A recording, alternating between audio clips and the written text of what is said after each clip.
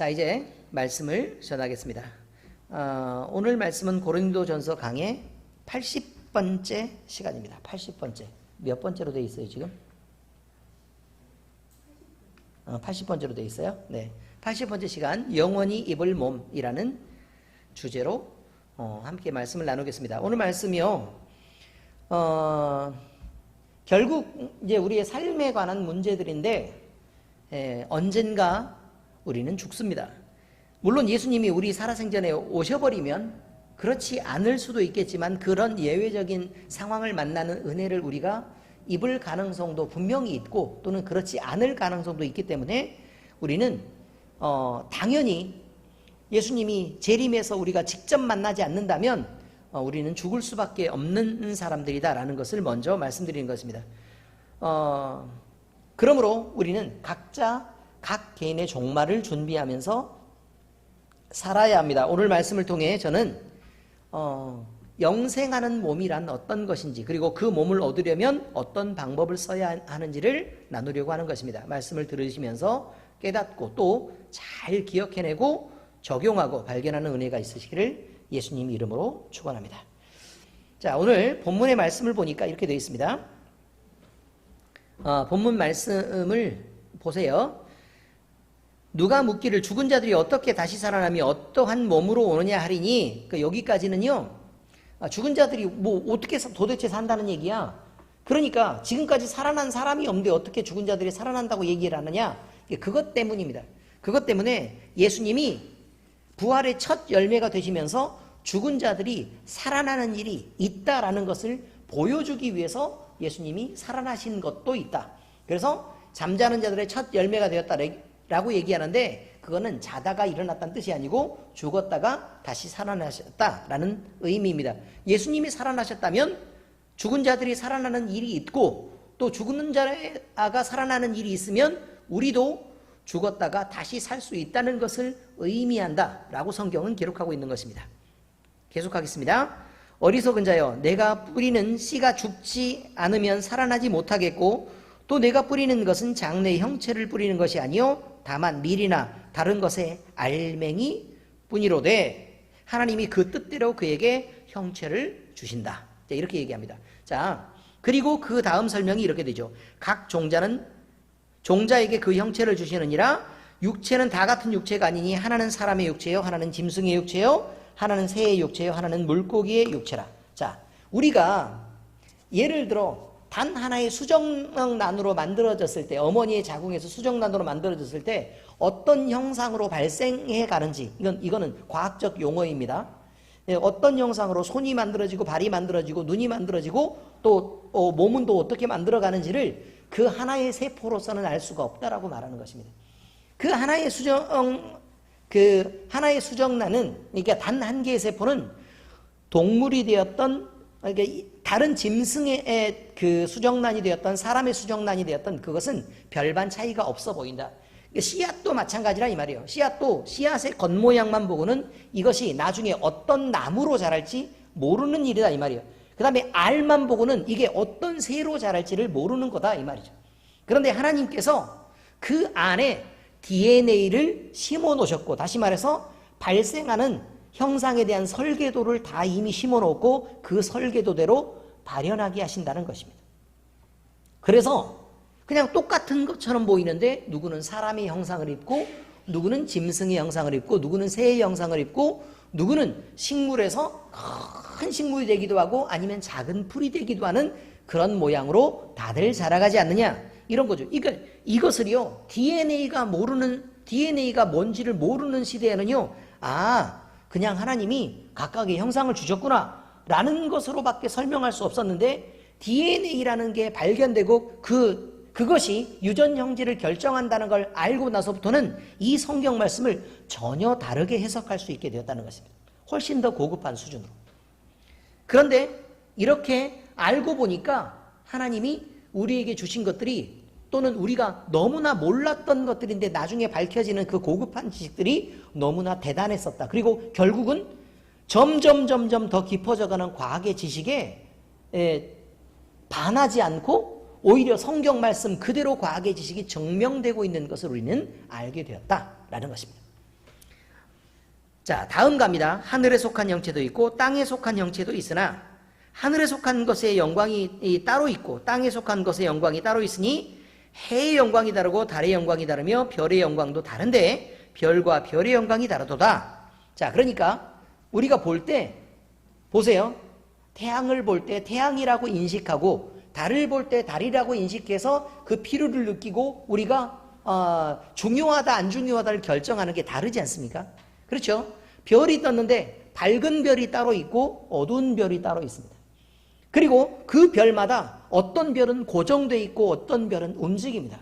또 어떤 별은 여름에 나타나는 별이 있고 어떤 별은 겨울에 나타나는 별이 있다. 이런 의미입니다. 그리고 그 별마다 그러니까 각각마다 사람들이 인식하거나 아니면 느끼는 것들이 서로 다르지 않느냐라는 것이죠. 죽은 자의 부활도 그와 같으니 썩을 것으로 심고 썩지 아니할 것으로 다시 살아나며, 다시 말해서 지금 있는 우리의 몸은 단지 씨드에 불과하다 이 말이에요. 씨앗에 불과하다 이거죠.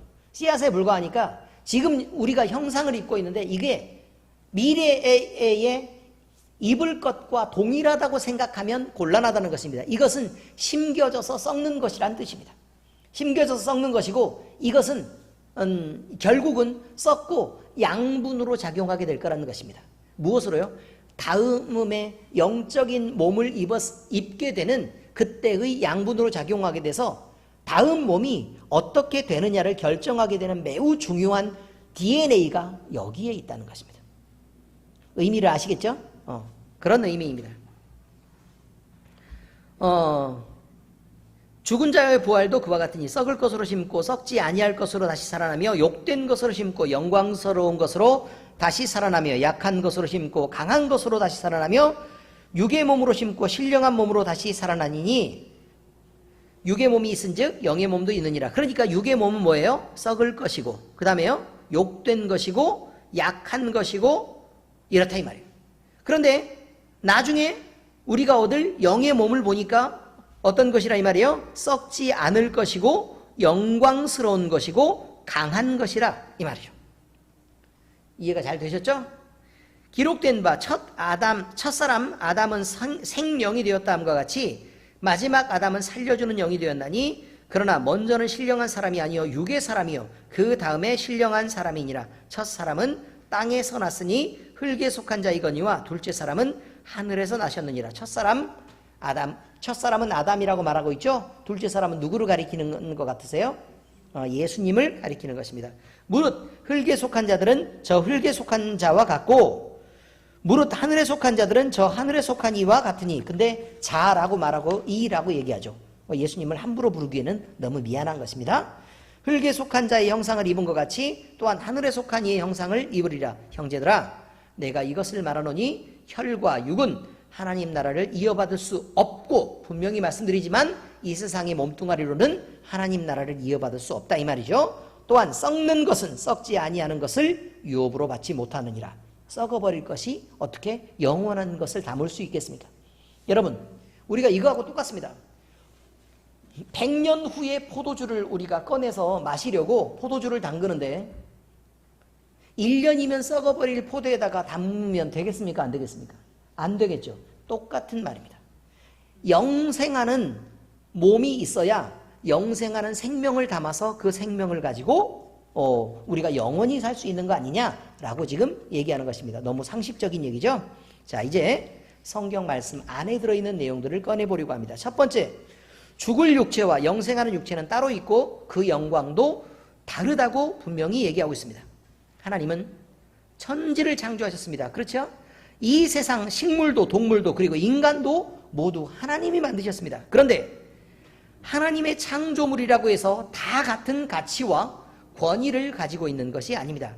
하나님은 이 세상 창조물 중 인간을 가장 높은 위치에 두시고 인간을 위하여 세상 만물을 존재하도록 그렇게 만드셨습니다. 그래서 인간은 이 세상을 잘 유지할 책임도 있고 다스릴 책임도 있고 통치해서 균형을 유지할 책임 역시 있는 것입니다. 그러므로 환경을 파괴하는 인간은 하나님이 주신 책임을 다하지 못하고 왜곡된 이성으로 욕심 속에 휘말리는 것입니다. 창세기 1장 24절에서 28절에 그렇게 말합니다. 하나님이 이르시되 땅은 생물을 그 종류대로 내되 가축과 기는 것과 땅의 짐승을 종류대로 내라 하시니 그대로 되니라. 하나님이 땅의 짐승을 그 종류대로 가축을 그 종류대로 땅에 기는 모든 것을 그 종류대로 만드시니 하나님이 보시기에 좋았더라. 하나님이 이르시되 우리의 형상을 따라 우리의 모양대로 우리가 사람을 만들고. 자, 보세요. 동물과 식물들은 하나님이 만드신 게 분명히 맞죠. 그렇죠? 그런데 문제는 그냥 만드신 것이 있고 그 다음에 지금 사람을 만드는 과정에서는 우리가 우리의 형상을 따라. 왜 우리라고 섞였어요? 성부, 성자, 성령의 하나님이 삼위가 있는데 그 삼위의 하나님의 공통된 의견으로, 공통된 생각으로 지금 사람을 만들고 있다, 이런 말입니다. 사람을 만들고 그들을 바다의 물고기와 하늘의 새와 가축과 온 땅과 땅에 기는 모든 것을 다스리게 하자 하시고. 자, 누구에게 다스리는 권세를 주셨다고요? 사람에게 주셨다 이 말이에요. 그런데 문제는 살아있는 것만 다스리라고 한 게 아니고 거기 보니까 온 땅과 땅에 기는 모든 것을 다스리게 하자 이렇게 되어 있죠. 그럼 땅을 다스리게 했다 이 말이죠. 중요한 게 이거예요. 중요한 거. 하나님이 자기 형상, 곧 하나님의 형상대로 사람을 창조하시되 남자와 여자를 창조하시고 하나님이 그들에게 복을 주시며 하나님이 그들에게 이르시되 생육하고 번성하여 땅에 충만하라. 그러니까 인구가 과밀한 것을 여러분 걱정할 게 없습니다. 하나님은 가득 채우라고 얘기합니다. 무슨 의미인지 아시겠죠? 과밀한 것이 환경의 문제를 일으키는데 그것은 많은 문명을 누리고 더 많은 혜택을 누리려고 하는 사람들에게 문제가 있는 것이지 인구가 많아서 문제가 되는 것은 아닙니다. 무슨 의미인지 아시겠죠? 사람의 욕심이 문제를 일으키고 있는 것이지 사람이 많다고 해서 문제가 되는 것은 아니다 이 말이죠. 자, 충만하라, 땅을 정복하라, 바다의 물고기와 하늘의 새와 땅에 움직이는 모든 생물을 다스리라 하시니라. 그러니까 원래 땅은 누가 정복하고 다스리게 돼 있어요? 사람이 정복하고 다스리게 돼 있다 이 말이에요. 원래대로 그렇다 이 말이죠. 인간이 이렇게 특별한 것은요, 단지 하나님께서 부여하신 이렇게 권한이 있기 때문만은 아니라고 말합니다. 태초에 하나님께서 세상을 창조하시던 때 사람만큼은 매우 특별한 존재로 만드셨는데 그것은 하나님이 생기를 불어넣으시고 사람을 영적 존재, 다시 말해서 하나님과 교통하는 존재로 만들었기 때문에 특별하다고 얘기하는 것입니다. 자, 만드는 과정도 특별해요. 왜냐하면 그냥 만들었느냐 우리의 형상을 따라 만들었느냐가 다르죠. 하나님의 형상을 따라 만든 것이 다르다 이 말이에요. 그리고 나서 이 사람에게 세상을 다스리는 권세를 주셨는데 그것 때문에 우리가 세상을 다스리는 능력과 권한 때문에 특별하냐? 그렇지 않다고 얘기하는 것입니다. 그렇지 않고 만든 후에 사람에게 생기를, 그 코에 생기를 불어넣어서 사람이 생명이 되게 하셨고 그 생명이 된 사람은 다른 동물들은 하나님과 교통하지 않지만 그냥 사람의 다스림을 입어서 그냥 이 세상에 존재하는 대로 살아가는, 습성대로 살아가는 거지만 사람만큼은 매번 하나님과 교제하고 교통하도록 만들었단 말입니다. 그러니까 우리가 하나님의 생각을 알고 이해하고 또 하나님을 느껴야 되는 것이죠. 하나님이 우리를 생각하고 알고 느끼시는 것처럼 말이죠. 자, 그것이 말씀으로 나와 있습니다. 창세기 2장 7절에 그렇습니다. 여호와 하나님이 땅에 흙으로 사람을 지으시고 생기를 그 코에 불어넣으시니 사람이 생명이 존재라, 생명이 되니라 이렇게 되어 있죠. 자, 무슨 뜻이냐면 생명이란 말은 살아있는 영적 존재가 되었다 이런 뜻이죠. 살아있는 영적 존재. 자, 그러니까 우리가 아니 개하고 똑같은 동물이라고 생각하면 곤란하단 말이죠. 개하고 똑같은 동물이라고 생각하면 곤란하죠. 아니 강아지가 아무리 사랑스럽고 고양이가 아무리 사랑스럽다고 사람이 동물일 수는 없는 것입니다. 성경은 그렇게 얘기하고 있습니다. 전혀 다른 가치를 부여하죠. 동물 역시 사람처럼 흙으로 만들어진 것이 맞습니다. 그리고 이 세상에 존재하는 동안 귀한 생명인 것은 맞습니다. 그러나 인간과는 본질적으로 다른 존재라고 성경은 말하고 있습니다. 창세기 2장 19절 초반에 그렇게 말합니다. 여호와 하나님이 흙으로 각종 들짐승과 공중의 각종 새를 지으셨다. 이렇게 기록되어 있죠. 자, 그러니까 사람도 뭐로 만들었어요? 흙으로 만들었고, 동물들도 뭐로 만들었어요? 그렇죠. 흙으로 만들었죠. 새도 뭐로 만들었어요? 흙으로 만들었어요. 그렇게 만들었다고 얘기합니다. 그런데 차이가 있는 것은 사람에게는 생명이 되게 하셨고 생기를 불어넣으셔서 동물에게는 그렇지 않았단 말입니다. 그러니 동물은 살아있는 것이나 죽어있는 것이나 별반 차이가 없습니다. 그렇지만 사람은 사는 것과 죽은 것에 분명히 차이가 있습니다. 그걸 알아야 합니다.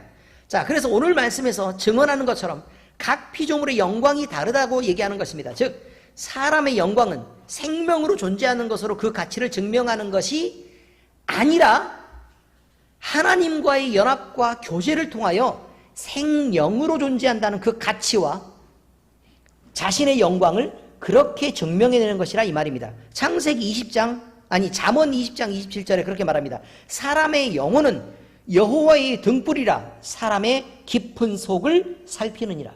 영혼은 어떻다고요? 여호와의 등불이래요. 자, 하나님이 이 멀리 어둠 속에서 사람을 딱 봤어요. 사람이 보이는 거예요? 영혼이 보이는 거라고 말하는 거죠. 자, 어둠 속에서 사람의 영혼은 어떻게 된다고요? 빛나고 있다고요. 그렇다고 말하고 있습니다. 동물은 아무리 많아도 빛나지 않습니다, 여러분. 하나님이 볼 때 빛나지 않아요. 그러니까 여러분이 키우고 있는 반려동물, 여러분이 사랑하는 그 반려동물이 아무리 사랑스러워도 사람은 아니라 그 말이에요. 내가 얘를 얼마나 사랑하는데 그거는 죄로 인해서 왜곡된 인간이 사람과 동물의 가치를 정확하게 판단하지 못해서 나타나는 결과들이라 이 말입니다. 그러므로 모든 인간은 자신의 가치를 평가절하하며 천한 곳에 자신을 내팽개치고 버려두지 말아야 합니다. 날마다 하나님을 아는 것에서 깊어져 가야 하고 하나님과의 교제를 통해 내게 영혼을 부여해 주신 하나님을 높여야 합니다. 예배하는 자리에서 자신의 존재 가치를 찾으며 늘 주와 동행하는 것으로 하나님의 말씀을 실천함으로 만물의 영장으로 만드신 이를 찬송해야 합니다. 시편 116편 8절 9절에 이렇게 말합니다. 주께서 내 영혼을 사망해서 내 눈을 눈물에서 내 발을 넘어짐에서 건지셨나이다. 내가 생명이 있는 땅에서 여호와 앞에 행하리로다. 여호와 앞에 행한다는 건 하나님이 우리를 보고 계신다는 뜻입니다. 무엇으로요? 빛으로요. 여호와의 빛으로 보고 계신다 이 말이죠. 인간 모두는 죽으면 다 하나님을 만나야 합니다. 그것이 심판이든 영생의 약속이든 간에 만나는 것은 동일한 것입니다. 만나고 나서 결국 예수님을 믿었느냐 믿지 않느냐로 다른 길로 가게 되는 것이겠죠. 그런데 아무리 아끼더라도 동물은 그렇지 않습니다. 왜냐하면 동물은 영혼이 없는 그저 육체로만 존재하는 존재이기 때문에 그렇습니다. 그래서 죽으면 끝입니다. 동물 묘지 만들어주고 그렇게 쇼하지 않아도 괜찮습니다. 죽으면 흙으로 돌아가면 그것이 가장 큰 영광입니다. 하나님이 만드신 그대로입니다. 아무리 아끼고 사랑했던 백구와 양양이라도 천국에서는 다시 만날 수 없다는 것입니다. 슬퍼서도 눈물 흘릴 것이 아닙니다. 흙에서 와서 그는 흙으로 돌아간 것입니다. 천국에 존재하는 동물들이 있다고 말해요. 이사야서를 보면 그죠? 사자도 있고 뱀도 있고 막 다 그렇다고 얘기해요. 그러면 걔네들은 뭐냐 이 말이죠. 걔네들은 이 땅에 있다가 영혼으로 거기에 간 것이 아니라 거기에 존재하는 동물인 것입니다. 여기에 있는 애들은 이 땅에 묻힌 거고 거기에 있는 애들은 거기에 있는 것입니다. 여기에 있는 애가 그쪽으로 영혼을 갖고 간 것이 아니라 이 말이죠. 구원받아 간 게 아니에요. 아니 어떤 개가 예수님 믿냐고, 어떤 지혜로운 고양이가 예수님 믿고 예배를 드리냐 이 말이에요. 말도 안 되는 소리입니다. 전도서에 이렇게 말합니다. 다 흙으로 말미암았으므로 다 흙으로 돌아가나니 다 한 곳으로 가거니와 인생들의 혼은 위로 올라가고 짐승의 혼은 아래 곧 땅으로 내려가는 줄을 누가 알냐. 여기에서 혼은 영혼을 말하고 있는 것이 아니라 정신을 얘기하고 있습니다. 의미를 아시겠죠? 자, 영혼이란 여기에서 얘기하는 건 이거죠. 짐승들도 정신들은 있다 이 말이에요. 근데 문제는 뭐냐면 얘네는 죽으면 그냥 그저 땅으로 돌아가는데 하나님이 만드신 영혼은 어떻게 된다고요? 하나님으로 돌아가게 된다 이 말이죠. 그래서 하늘로 올라가게 되는 것을 누가 알겠느냐 이 말이죠. 죽어서 봤어야 알죠. 다 살아있는데 어떻게 그걸 보겠습니까? 자, 이것이 첫 번째 이야기입니다. 죽을 육체와 영생하는 육체는 따로 있고 그 영광도 다르다 이 말입니다. 자, 두 번째 이야기입니다. 이 세상의 육체는 심겨지고 썩어야 합니다. 결국 씨앗으로 이 땅에 온 것입니다. 이 세상에 존재하는 이유는요, 구속사적 관점에서 보아야 합니다. 단순한 인간의 시각으로 보면 하나님이 세상을 만드신 맨 처음이 있고 영원한 하나님의 나라가 있습니다. 그런데 보세요. 이게 직선처럼 이렇게 되어 있습니다. 그런데 갑자기요, 하나님의 완전한 세상에서 하나님의 완전한 세상까지 가는 것입니다. 문제는 이 사이에 갑자기 죄의 세상이 들어오고 사탄과 마귀의 세상이 오고 사람들이 막 죄에 빠지고 하는 이런 복잡한 일이 사이에 벌어지고 있다라는 것입니다. 왜 이렇게 하나님은 만드셨을까? 하나님이 불완전해서 이렇게 만드셨을까라는 것입니다. 아니, 우리가 생각해보면 간단합니다. 하나님이 처음에 만드셔서요, 원래 하나님이 다 다스리니까 그냥 다스리는 그대로 쭉 가면 되잖아요. 근데 왜 천사의 타락은 있을까? 사람은 왜 그 마귀의 유혹을 받아서 죄를 지어서 결국 죽음에 이르게 됐을까? 그리고 이렇게 죽음에 이르러서 사람이 예수님을 믿는 구원은 또 왜 만드셨을까? 예수님은 왜 돌아가시면서 자기의 생명을 계속해서 내놓으시는 그런 사건을 벌이는 그런 상황에서까지, 그런 일을 만드시면서까지 복잡하게 왜 이런 이 중간의 일을 허락하셨냐 이 말이에요. 그냥 하나님의 완전한 다스림의 세상에서 그냥 쭉 가면 되는데 왜 나중에도 하나님의 완전한 세상이니까요. 여러분, 인간의 입장에서 보면요, 이것이 참 의문일 수 있습니다.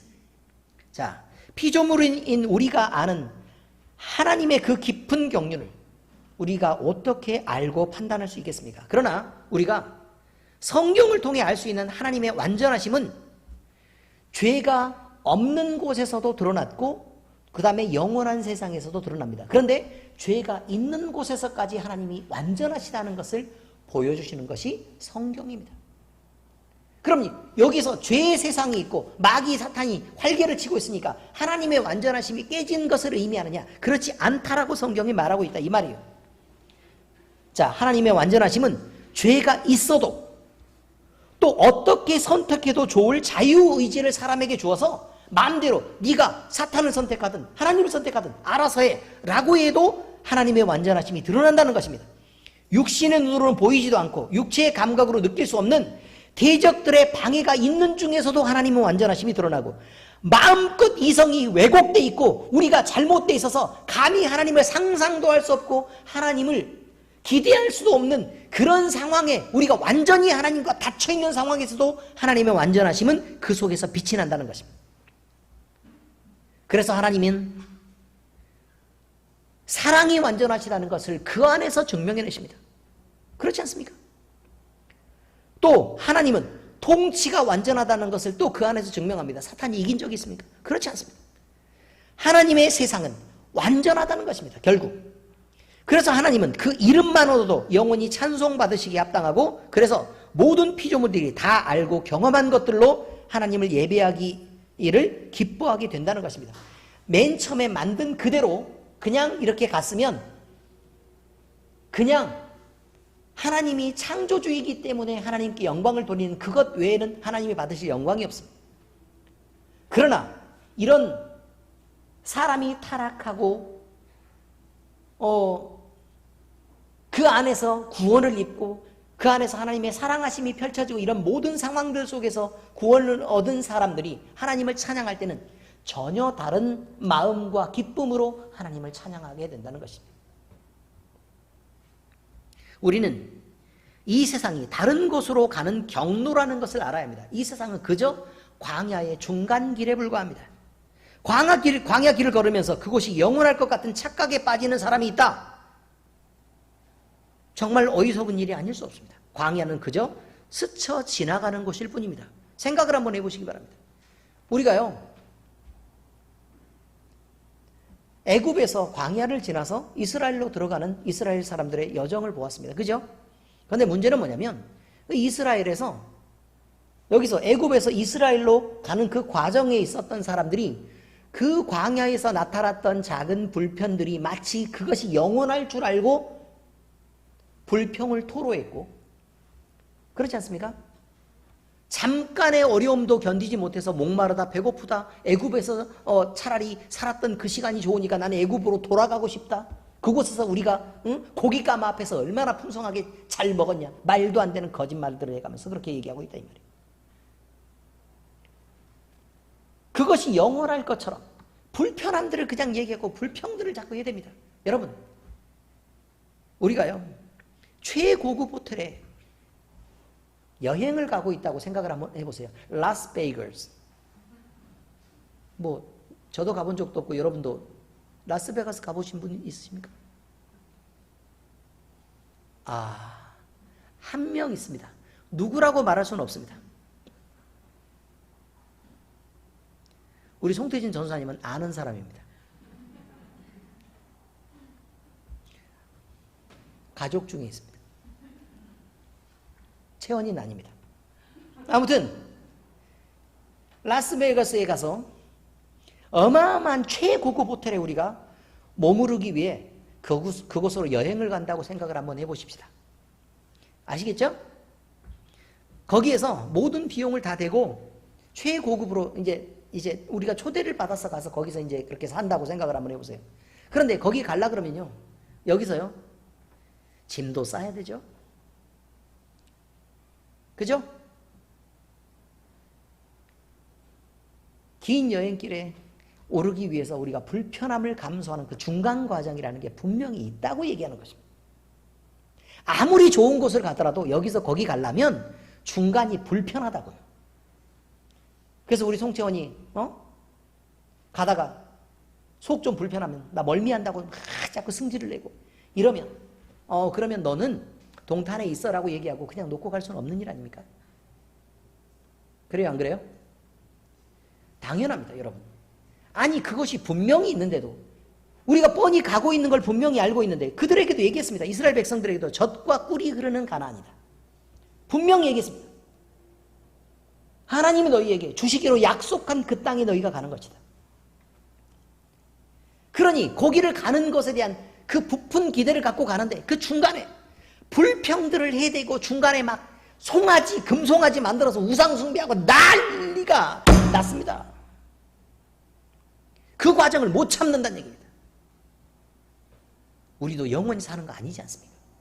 남아있으면 얼마나 남아있겠습니까? 물론 우리 어린 학생들은 산 세월보다 살 세월이 훨씬 많은 것은 사실이나 그것 역시 길지 않습니다. 히브리서는 그 얘기를 하고 있습니다. 이 사람들은 다 믿음을 따라 죽었으며 약속을 받지 못하였으되 그것들을 멀리서 보고 환영하며 또 땅에서는 외국인과 나그네임을 증언하였으니 그들이 이같이 말하는 것은 자기들이 본향 찾는 자임을 나타냄이라. 여러분, 과정에서 만족하지 않고 그것을 그저 지나는 것으로 이 사람들이 견디고 그렇게 살아낼 수 있었던 것은 하나님이 보여주실 그 땅을 바라고 즐거워했기 때문에 그렇다라고 얘기합니다. 그들이 나은 바 본향을 생각하였더라면 들어갈 기회가 있었으려니와 그들이 이제는 더 나은 본향을 사모하니 곧 하늘에 있는 것이라. 자, 그러니까 이스라엘 백성들에게 젖과 꿀이 흐르는 가나안의 이스라엘 땅을 사모하는 것만 해도 즐겁고 벅찬 일이 분명했으나 그것으로 끝이 아니라 그것은 단지 그림자에 불과하고 진짜 하나님의 나라, 그곳을 더 사모해서 하늘에 있는 그 본향을 더 사모하게 되었다 이 말이죠. 이게 본질적으로 하나님 품속에 들어가는 그것을 사모했는 것이다. 이러므로 하나님이 그들의 하나님이라 일컬음을 받으시기를 부끄러워하지 아니하시고 그들을 위하여 한 성을 예비하셨느니라 이렇게 되어 있습니다. 여러분, 하나님이 그 본향을 바라고 하나님께 기대고 또 하나님에게 속한 사람들을 부끄러워하지 않습니다. 그러므로 하나님의 품에 속한 자들이 되어야 합니다. 그러므로 우리는 영생을 위한 선택을 하고 영생을 위한 길을 가야 합니다. 중간에 있는 것으로 불평하지 말아야 합니다. 때로 그것이 고통과 인내를 동반하는 길이라 해도 그렇다는 말입니다. 갈라디아서 6장 8절에서 9절 보면 자기의 육체를 위하여 심는 자는 육체로부터 썩어질 것을 거두고 성령을 위하여 심는 자는 성령으로부터 영생을 거두리라. 우리가 선을 행하되 낙심하지 말지니 포기하지 아니하면 때가 이름에 거두리라. 이렇게 말합니다. 결국 우리는 이 땅이 전부가 아니라는 것입니다. 아니 이 땅이 전부면 어떡해요? 심장에 스텐트 박았는데 언제까지 그걸로 견디라 그 말이에요. 말이 안 되죠. 그렇지 않습니까?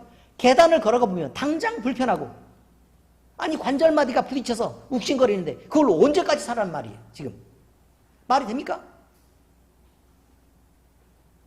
그렇게 살으라 그러는 게 절망이에요. 세 번째입니다. 이 세상에 속한 혈과 육으로는 하나님 나라를 이어받을 수 없습니다.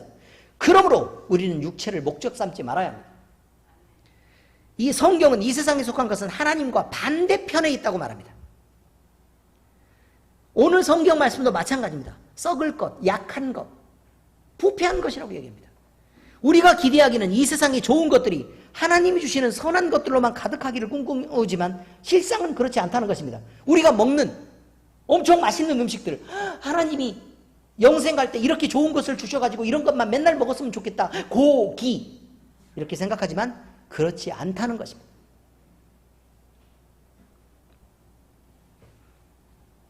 그리고 돈 많이 벌게 해주셔서 이 세상으로 만족하게 하고 싶으면 그렇지 않다는 것입니다. 이 세상의 건강, 그거 역시 영원하지 않다고 얘기합니다. 다 지나가는 것입니다. 영원히 건강한 사람이 어디 있습니까? 구문의 집사님 맨날 산 타고 자기 혼자 열심히 산에 다녔대잖아요. 그랬었죠.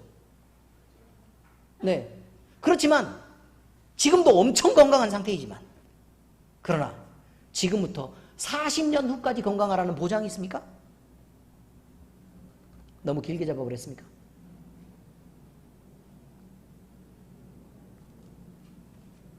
되도록 축복하기 위해서 그런 것입니다. 4개월이라 그러면 마음이 좀 그렇죠. 그러므로 영생을 향해 걷는 성도의 삶은 이 세상 기쁨을 추구하는 것으로부터 거리를 두고 떨어져야 합니다. 이 세상의 기쁨을 추구하는 것, 그것 중에 내 자존심을 지키는 것이 있고 내 이익을 지키는 것들이 있다는 사실을 잊으면 안 됩니다. 하나님이 인정하시는 경건은 이 세상 기준으로 볼 때는 때로 의미 없어 보이거나 가치가 없고 흠모할 만한 것이 아니라는 것이기 때문에 세상을 원하는 우리에게는 희생하라, 고난받아라, 아니면 먼저 섬겨라가 달갑지 않은 것입니다. 그리고 자꾸 하라 그러니까 답답하죠. 예를 들어 우리가 잘 먹어라, 아니면 즐겁게 놀아라, 네가 먼저 대우받아라, 남 앞에서 우뚝 서라 라는 말을 성경이 계속해서 쓰면 성경 말씀을 믿고 따르는 사람이 지금보다 수천 배는 많았을 것입니다. 정복하고 이겨라 이런 말을 하면 얼마든지 그렇게 쓸 것입니다. 여러분, 그래서 이슬람이 기독교 지금 우리 개신교보다 훨씬 많습니다. 왜요? 한 손에는 코란, 한 손에는 칼. 이 길이잖아요. 정복하고. 그래서 많습니다. 안 지잖아요. 자꾸 덤비고 이겨야 되니까. 그러나 우리는 결국 가야만 하는 그 길, 양보하고 내려놓는 그 길을 가야만 하기 때문에 하나님의 약속을 붙잡고 그 길을 걸어야만 합니다. 베드로후서 1장 3, 4절에 그렇게 말합니다. 그의 신기한 능력으로 생명과 경건에 속한 모든 것을 우리에게 주셨으니 이는 자기의 영광과 덕으로서 우리를 부르신 이를 알므로 말미암음이니라. 그러니까 우리가 예수 그리스도로 말미암아서 우리가 신기한 능력으로 생명과 경건에 속한 모든 것을 우리가 받게 되었다 이 말이에요. 예수님을 모르면 이거 못 받는다는 얘기입니다. 이로써 그 보배롭고 지극히 큰 약속을 우리에게 주사 이 약속으로 말미암아 너희가 정욕 때문에 세상에서 썩어질 것을 피하여 신성한 성품에 참여하는 자가 되게 하려 하셨느니라. 우리는 신령한 자이지 정욕 때문에 육신에게 속한 자로 살아서는 안 된다고 얘기하는 것입니다. 자, 이제 성경 말씀에는 그렇게 기록되어 있다는 것이고 이제 삶의 적용입니다. 첫 번째, 세상에 속한 우리의 육체는 죽고 썩는 것이라는 것이 분명합니다. 이거를 설명하지 않아도 알죠? 오늘 말씀의 제목은 영원히 입을 몸입니다. 우리가 가진 육체는 영생하는 몸이 아닙니다. 이것을 분명히 해야 됩니다. 지금 이 몸은 영생하는 몸이 아닌 것이 분명합니다. 그러므로 여기에 치장하는 것은 의미가 없습니다. 왜? 어차피 썩을 거니까요. 제가 박사학위 받을 때 여러분들이 왜 화분을 준비하셨습니까? 꽃다발을 하면 되는데. 왜 그렇게 준비하셨습니까? 오래 가라고요. 그래서 오래 가라고 그런 거죠. 왜요? 꽃은 보기에는 금방은 가장 화려해도 그 시간이 잠깐 지나면 마르고 상하고 썩기 때문에, 그래서 오래 두지 못하고 또 그것을 썩어버리면 그것을 처리하는 것도 일이 되기 때문에 그렇습니다. 맞죠? 그런데 아니, 학위 받을 때 축하하라고 꽃다발을 줘야 되는데 화분을 들고 온 것은, 그것이 세상에는 없는 일이지만 우리가 아는 지혜를 동원했다고 우리가 믿지 않습니까? 그래요, 안 그래요? 그렇죠. 왜 지혜롭다고 생각했어요? 그것은 교회에다 갖다 두고 얼마든지 오랫동안 살릴 수 있는 놈이기 때문에 그렇습니다. 그렇지 않습니까? 그것을 지혜라고 아는 여러분이 썩어질 몸뚱아리에다가 걸치고 더 이쁘고 더 많이 치장하지 못해서 매달린다는 것은 참으로 어리석습니다. 영원할 몸이면 거기에다가 치장하는 것은 괜찮습니다. 그러나 곧 죽고 썩을 것입니다. 상하고 부패할 것입니다. 그러므로 여기에다가 걸고 치장하는 것은 옳지 않습니다. 이건 비단 우리가 입는 옷이나 쓰는 안경만을 의미하는 것이 아닙니다. 썩을 몸에다가 담은 영광이 있다고 얘기하면 그 영광이나 명예 역시 죽고 썩는 것입니다. 그것을 갖고 싶어서 안 달라는 것은 그래서 추하다고 얘기하는 것입니다. 영원한 몸에다가 영광을 입히면 왜 그것이 추하겠습니까? 여러분, 우리는 시간이 흐르면 모두 다 늙습니다. 늙으면요, 우리 몸에서 건강하다는 것에 대한 기능을 상실할 수밖에 없고, 때가 되면 모든 기능을 다 잃고 정지합니다. 죽을 수밖에 없습니다. 그나마 젊고 힘 있는 시간은 길게 잡아야 10년에서 20년에 불과합니다. 그럼 나머지 시간 동안은요? 그럼 20살에서부터 30살이나 40살이 되면 그 다음을 걱정해야 합니다. 벌써 30살 되면요, 나중에 내가 이런 식으로 살다가 성인병에 걸릴 가능성도 있겠구나라는 것을 먼저 생각하기 시작합니다. 30살쯤 되면. 40살이 되면 거기에서 벗어날 수 없습니다. 이제 먹는 것만 조심할 것이 아니라 운동도 죽으라고 열심히 해야 되고, 아프지 않기 위해, 암에 걸리지 않기 위해 노력을 하고 또 지혜롭게 음식도 섭취하고 그래야 된다, 이런 말입니다. 여러분, 그 10년에서 20년, 20살에서부터 30살, 40살 정도를 빼고 나면 그 나머지 시간들의 앞쪽은 성인으로 자라나기 위해서 노력하는 시간들이거나, 아니면 그 뒤편은 병에 걸릴 것을 걱정하며 조심스럽게 늙어가는 시간을 말합니다. 그것도 아무리 길어야 100년입니다. 오래 살고 싶으십니까? 중요한 것은 오래 사는 것이 문제가 아니라 그냥 아프고 골골대면서 오래 살면 어디다 쓰겠습니까? 그런데도 오래 살고 싶어 합니다. 죽음을 두려워해서 그렇습니다. 중요한 것은 젊고 건강하며 힘 있는 모습으로 얼마나 오래 사는지가 중요합니다. 그저 생명을 유지하면서 오래 사는 것이 중요한 게 아니라 이 말이죠. 성경은 말하고 있습니다. 모든 육체는 죽고 그의 몸은 그가 왔던 본질인 흙으로 돌아간다고 말합니다. 물론 영혼은 하늘로 올라가 하나님의 심판대 앞에 서게 됩니다. 욥기 34장에 그가 만일 뜻을 정하시고 그의 영과 목숨을 거두실진데 모든 육체가 다 함께 죽으며 사람은 흙으로 돌아가리라. 사람의 이건 몸을 의미하고 있습니다. 결국 영혼은 하나님 나라로 가게 됩니다. 이 세상을 비관하며 육체의 한계를 느끼며 절망했던 사람들은 고통 속에서 자기의 죽음을 기다려야 했습니다. 모든 사람이 다 마찬가지입니다. 죽음을 두려워했었다 이 말입니다. 모두가 만난 그 절대적인 어둠 속에서 그 어둠을 뚫고 가늘게 비치는 작은 생명의 빗줄기를 발견한 사람들은 하나님을 바라보며 영생의 소망을 안고 찬송하며 기뻐할 수 있었습니다. 절대적인 어둠 속에서, 죽음이라는 그 어둠의 절대성 앞에서 사람들은 모두 절망했지만 가늘게 흐르는 그 빛을 발견한 사람들은 그 빛을 발견하고 기뻐했었다, 이 말입니다. 그 빛은 영생으로 인도하는 하나님의 말씀이었습니다. 하나님의 말씀을 따라 구원을 얻는 것입니다. 이사야서 40장 6절에서 8절에 그 말씀이 나와 있습니다. 말하는 자의 소리여 이르되 외치라. 대답하되 내가 무엇이라 외치리이까 하니 이르되 모든 육체는 풀이요 그의 모든 아름다움은 들의 꽃과 같으니 풀은 마르고 꽃이 시들문 여호와의 기운이 그 위에 불미라. 이 백성은 실로 풀이로다. 풀은 마르고 꽃은 시드나 우리 하나님의 말씀은 영원히 서리라 하라. 자, 뭔만 영원하다고요? 하나님의 말씀이 영원하다고요. 그리고 그 말씀을 따라서 그 빛으로 들어가면 영원하다고, 그 말입니다. 자, 첫 번째, 이 세상에 속한 육체가 반드시 죽는다는 것을 우리는 알고 거기에 한계가 있다는 것을 알아서 우리는 그 다음을 준비하는 과정을 해야 한다. 이게 첫 번째 말씀이었습니다. 자,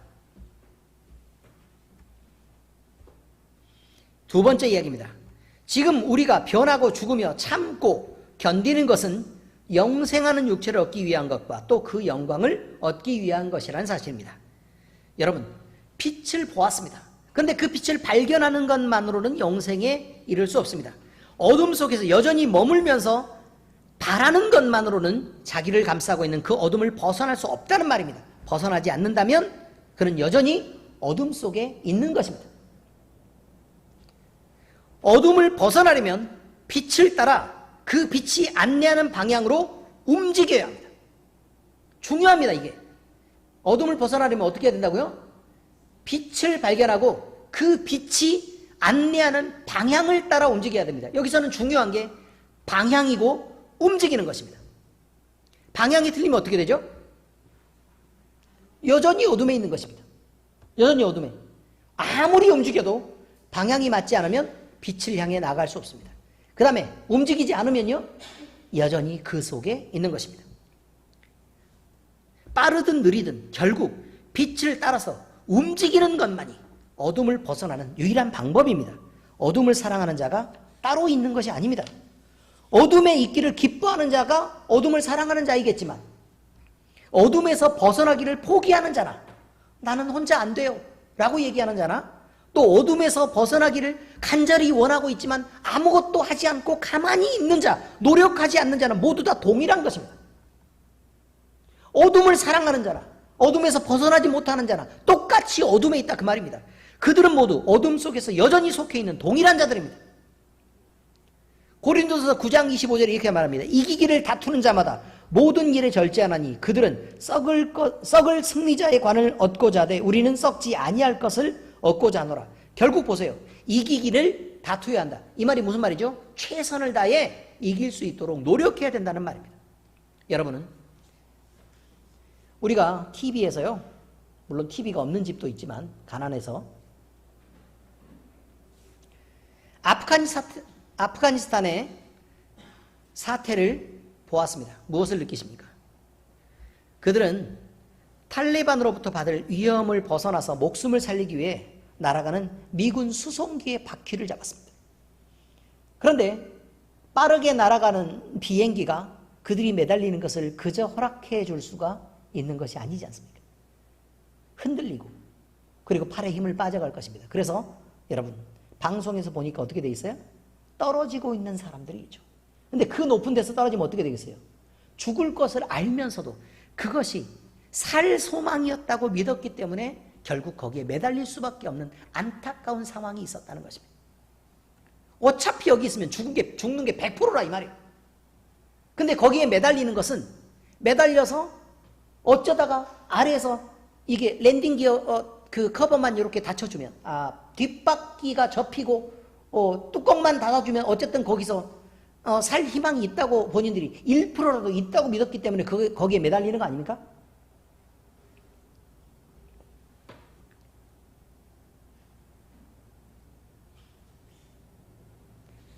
그냥 있으면 반드시 다가올 수밖에 없는 죽음을 손 놓고 기다릴 수만은 없었기 때문에 그들은 그런 노력이라도 해야 했었다 이 말입니다.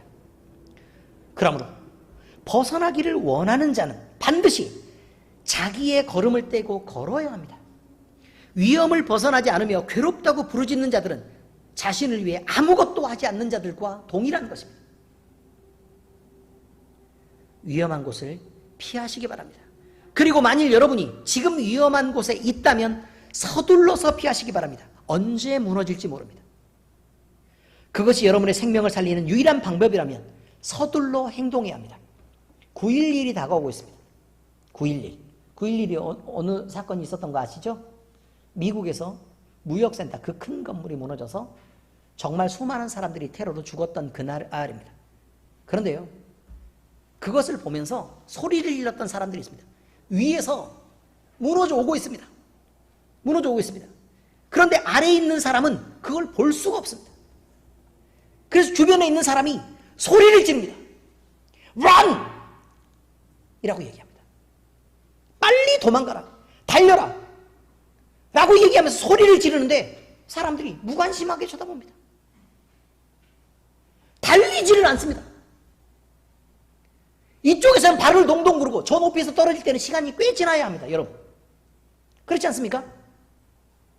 아무리 달리고 벗어나라고 소리를 지르고 막 무너지고 있다고 막 이렇게 얘기를 해도 그냥 안 보이니까 그냥 있습니다.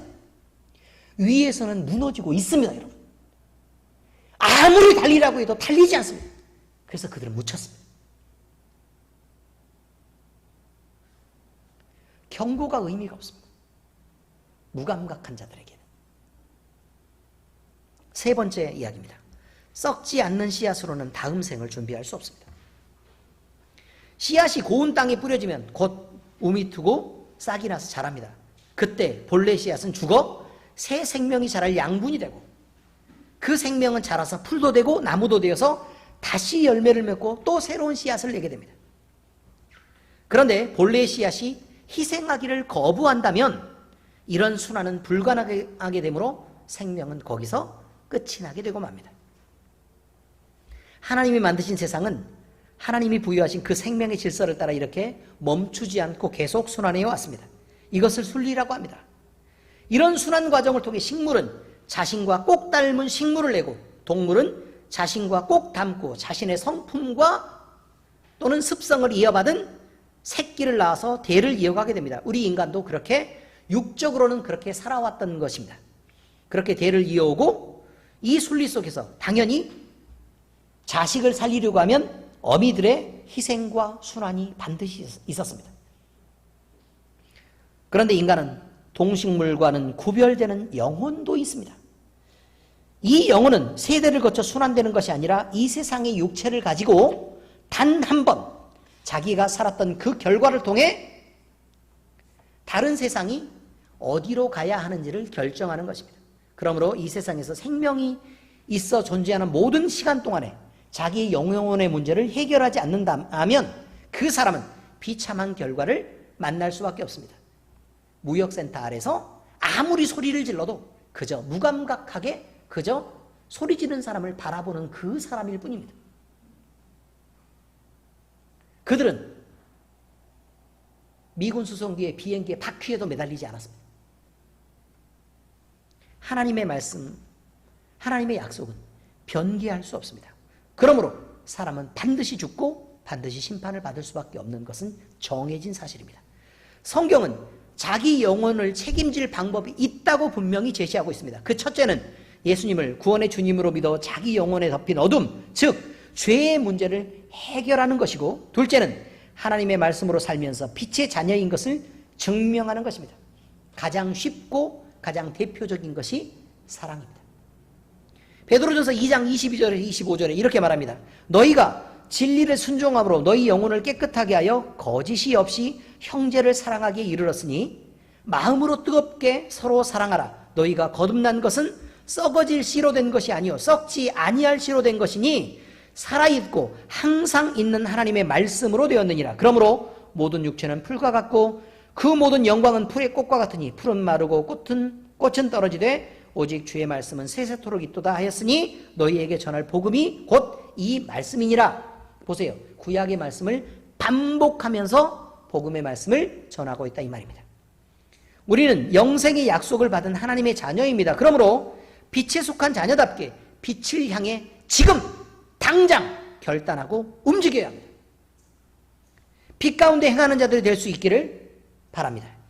무엇보다 우리가 겸손히 서로 사랑하는 것을 실천해야 합니다. 그럴 때 우리는 하나님께 속한 자라는 것을 확인할 수 있습니다. 거짓 신앙은 거짓 열매를 맺고 바른 신앙은 바른 열매를 맺는 것입니다. 우리 안에 사랑이 충만한지를 확인하시기 바랍니다. 그리고 우리 안에 또 우리 교회에 그 사랑이 충만해지기를 예수 그리스도의 이름으로 축복합니다. 기도하겠습니다. 하나님 아버지, 오늘 말씀 영원히 입을 몸이라는 말씀을 통해 우리가 당한 위험을 감지하고 행동할 수 있도록 결단하게 하시니 감사를 드립니다. 위험을 만난 우리는 세상에 속한 일들로 언제까지 붙잡히며 갈등하고 머뭇거릴 만한 여유가 없습니다. 그것은 우리 역시 다른 이들처럼 결국 죽음을 만날 것이고 지금 우리가 아끼고 살피는 이 육체는 썩어 없어질 것이기 때문에 그렇습니다. 이제 모든 육체가 죽어 흙으로 돌아가고 우리 영혼이 하나님의 심판대 앞에 설 날을 두려움으로 기다립니다. 육신을 가지고 생명의 호흡이 끊어지기 전에 기회가 있을 때 빛을 향하여 걷게 하시고 어둠을 벗어나 당면한 위험을 서둘러 피하게 하시옵소서. 예수님을 구원의 주님으로 온전히 믿으며 하나님의 말씀으로 사랑하며 살게 하시옵소서. 우리는 영생의 약속을 받은 빛에 속한 하나님의 자녀답게 빛을 향해 움직이도록 열심을 내는 자, 빛 가운데 행하는 자들 될 수 있도록 바로 서기를 바랍니다. 무엇보다 말씀을 지켜내며 우리가 남보다 먼저 겸손하게 하시고 그리고 서로 사랑하게 하셔서 하나님께 인정받는 주께 속한 자임을 확인하고 나타내게 하시옵소서. 우리를 사랑하시고 우리를 구원해 주시는 우리 주님 예수 그리스도의 이름으로 감사하며 기도합니다. 아멘.